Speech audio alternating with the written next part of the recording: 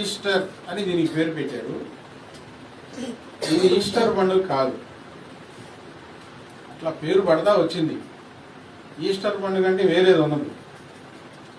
ఇది పునరుద్ధాన పండుగ. ఇది గుర్తుపెట్టుకోండి. అందరూ అలా పిలుస్తున్నారు కాబట్టి అందరూ అలాగే పిలుచుకుంటా ఉన్నాం. ఈస్టర్కి వేరే ఒక చరిత్ర ఉంది. అది మన పండుగ కాదు. దీనికి అట్లా పేరు పడిపోయింది, అందరూ ఆ పేరు పెట్టి పిలుస్తూ ఉన్నారు. కానీ ఇది పునరుద్ధానపు పండుగ. యేసుక్రీస్తు వారు మరణమును ఓడించి, మరణమును జయించి తిరిగి లేచిన రోజు. ఏ పండుగ ఇది? పునరుద్ధాన పండుగ. చెప్పండి.